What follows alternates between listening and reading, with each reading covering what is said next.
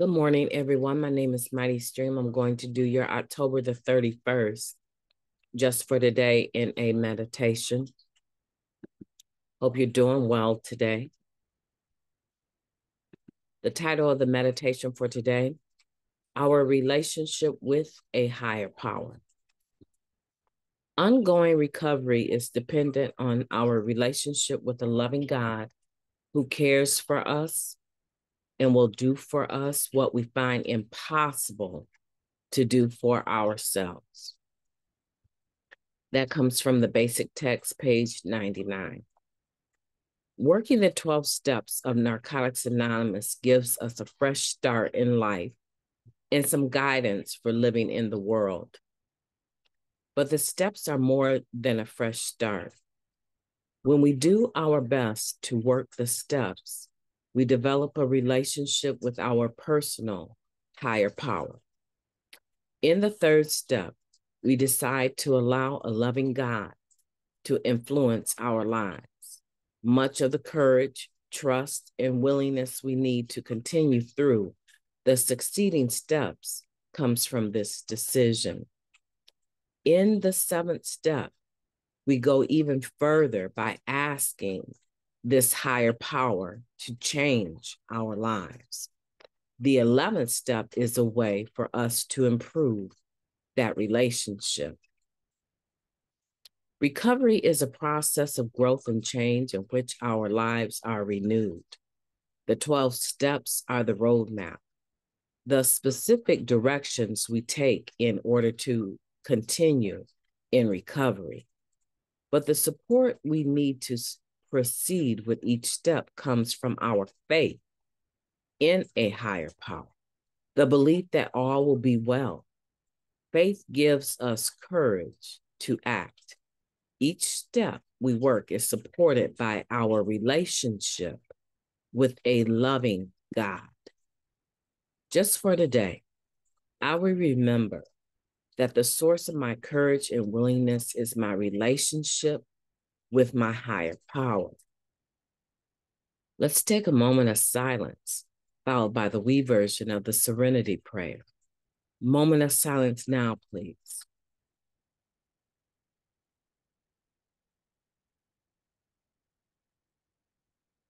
Thank you.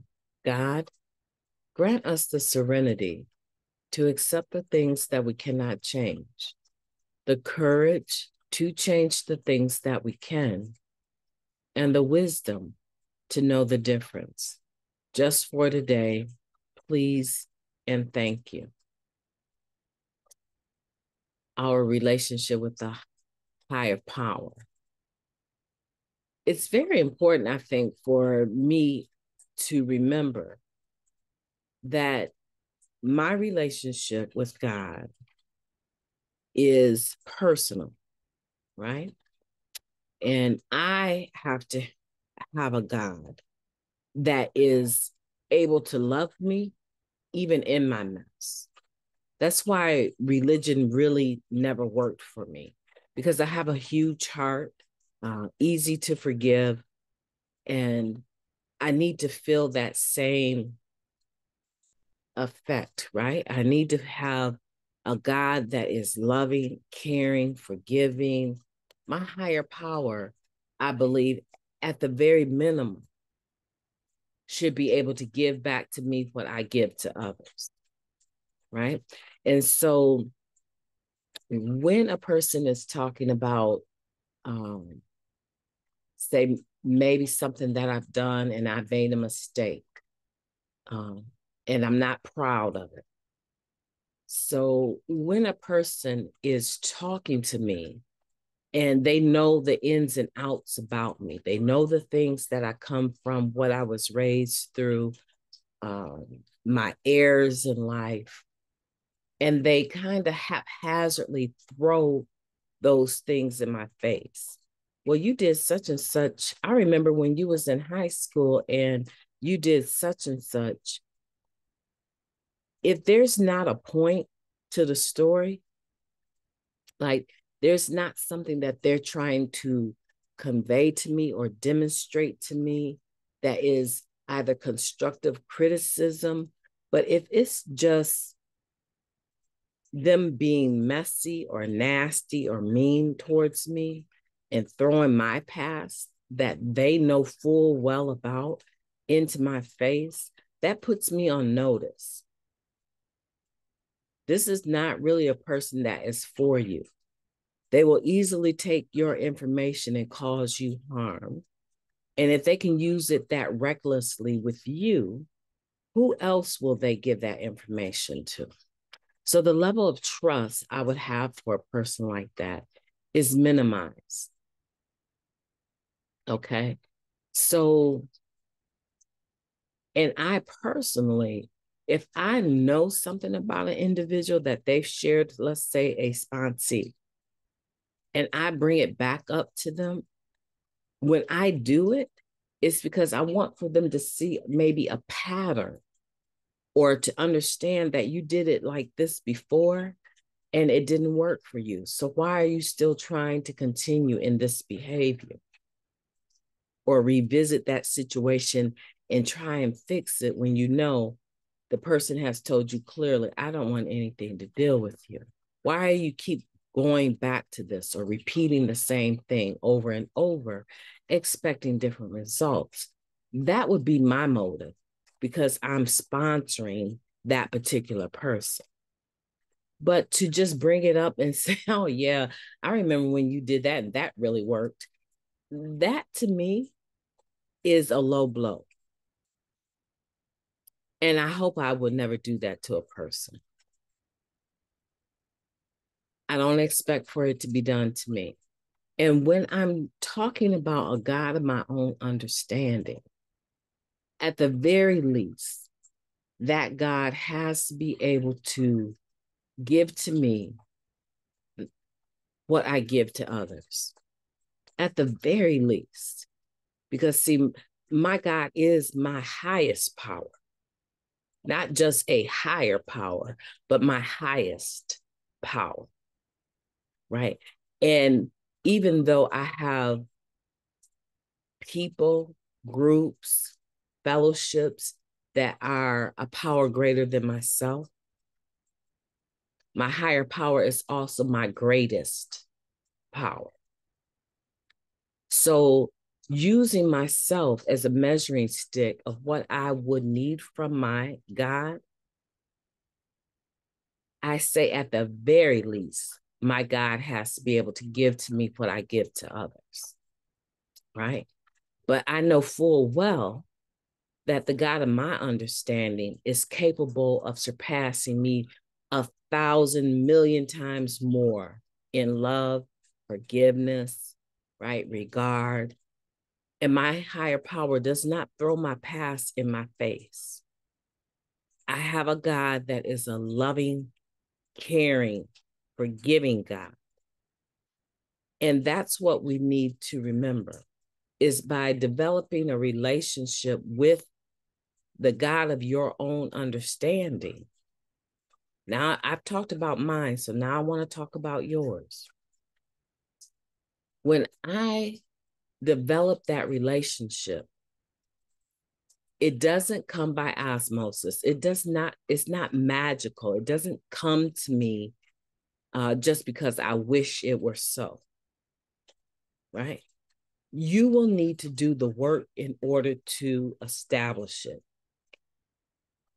It's just like having a best friend from high school. If you don't stay in touch after high school, you will always say you guys were our best friends. But there's something that comes with being a best friend, right? Staying in touch, staying connected, supporting each other, being there for each other. And yeah, I have friends that we pick up like we never left off, right? Even if it's been a year, it seems like no big deal. That time has passed and we haven't talked. We pick right up where we left off when we're together. But in essence, the best friend is someone that I am really connected to on a regular basis. And that's what this is suggesting. This meditation is suggesting that we not only make a decision to have a loving God influence our lives, right? But that we maintain that relationship, that we stay connected through prayer and meditation, and that the energy that we need, the power that we need, the faith, the courage that we need, all of those spiritual attributes that we need are increased, improved, right? They become better through our interaction with our God. And so today I want to encourage you to be mindful. Be mindful of your relationship with your God, with your higher power. And as you go through the course of the day, mentally maintain that consciousness, right? That conscious contact that we talk about in the 11th step. Through prayer and meditation, we maintain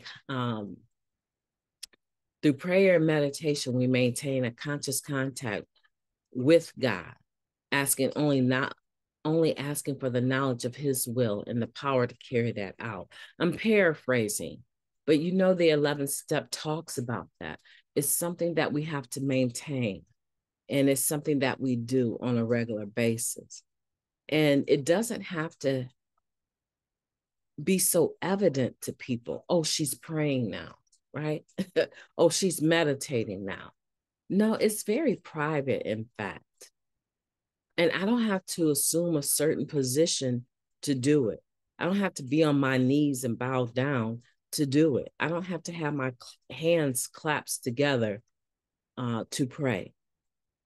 When I'm driving, when I'm engaging other people, and I believe that there's something else maybe that I'm not aware of going on and I need to pray in my mind and in my heart, I do it because it gives me the strength and the courage to carry on and to face things that need to be faced with faith.